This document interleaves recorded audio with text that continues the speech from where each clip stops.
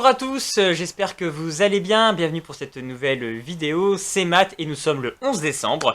11 décembre, donc nouvelle vidéo. Et je vais donc accueillir en cette vidéo Juju Bouquineuse, je vous mets donc en barre d'infos son lien de son compte Instagram. Et je peux que vous inviter à vous abonner à cette jeune personne qui lit extrêmement beaucoup et qui regarde aussi extrêmement beaucoup de films. On a beaucoup de points en commun, on aime tous les deux beaucoup l'univers Marvel. On a également aussi pas mal de lectures en commun. Et c'est vraiment quelqu'un, voilà, même voilà, on a aussi une passion pour, par exemple, Tom Cruise. Donc c'est vrai que souvent, souvent quand je partage des choses, souvent elle réagit parce que voilà, c'est des choses aussi qui lui parlent et qu'on a les mêmes points en commun. Donc je peux que vous inviter à la suivre. Et vous retrouverez donc en fin de vidéo une petite critique d'un roman qu'elle a accepté en plus de faire. C'est quelqu'un qu'en plus qui ne fait pas forcément trop de... Enfin, mais voilà, qui a un compte Instagram donc qui partage plus sous forme d'écrit et qui fait pas forcément des vidéos, même si elle en fait quelques-unes en story. Donc là, elle a accepté de se mettre un petit peu en scène, donc je ne peux que la remercier pour cette vidéo. Et moi, dans cette vidéo, je voulais revenir un petit peu sur les comics que j'ai pu lire cette année. C'est pareil, du coup, j'ai reprivilégié les mangas, comme vous avez pu le lire dans les anciennes vidéos. Et c'est vrai que là, les comics, j'en ai lu un peu moins, donc ça a été un peu facile de sortir un comics de cette année qui a sorti le lot. Il s'agit de Umbrella Academy. Donc c'est connu surtout par l'adaptation qu'il y a de ce comics en série sur Netflix. Je dois dire que la série Netflix a largement amélioré le matériau de base. Après, j'ai lu que le tome 1, donc à voir comment ça évolue. Et je trouve qu'on garde quand même une trame assez similaire. L'histoire de fond est la même que la série, c'est complètement. Le comics, disons qu'on est... Si la série a un point de vue assez réaliste, le comics est un peu plus fantastique, donc ça permet d'avoir... Le Père Noël est tombé.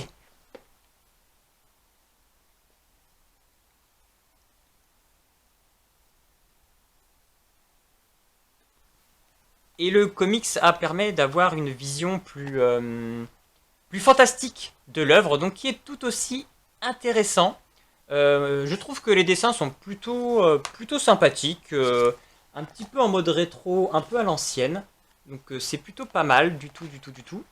Moi j'ai beaucoup aimé, je trouve que c'était frais, l'histoire était intéressante, ces personnages sont absolument captivants, tous ces personnages qui ont été donc nés le même jour et qui ont développé un don et qui sont des orphelins et qui ont été adoptés par cet étrange monsieur qui va donc mourir. Ils vont se retrouver du coup enfin leur père adoptif va donc disparaître, donc ils vont se retrouver sans lui, et c'est ce qui va les amener à se retrouver parce que chacun était parti faire sa vie de son côté, et le fait du décès de celui qui les a élevés va les réunir, et on va découvrir un petit peu le mystère que cache chacun de ces personnages, et un petit peu leur traumatisme, et le fait qu'ils ont peut-être du mal à s'apprécient peut-être pas autant que ça. Donc c'est vraiment une histoire riche aussi au niveau familial, et on est vraiment transporté dans cet univers fantastique, très comics, très super-héros.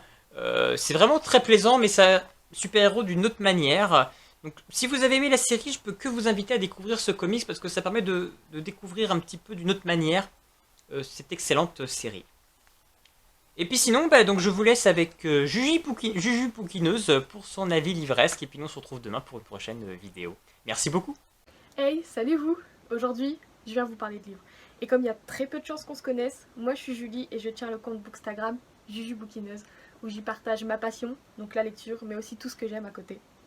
Et je te laisse venir jeter un œil parce qu'on s'y amuse pas mal là-bas. Mais je tiens aussi le compte TikTok Juju Bouquineuse, du même nom. Et là-bas aussi, on s'y amuse pas mal. Et si je suis là aujourd'hui, c'est parce que Matt a eu la gentillesse de m'inviter sur cette chaîne, sur le principe du calendrier de l'Avent. Et d'ailleurs, je le remercie énormément. Et donc, je suis là pour vous parler de livres. Et j'ai décidé de vous parler d'un livre qui m'a pas mal marqué, Aussi libre qu'un rêve de Manon Forgeton, publié aux éditions Castelmore. Je commencerai par le fait que Aussi libre qu'un rêve est une dystopie qui se passe à la fin du XXIe siècle. Donc, de quoi parle ce roman?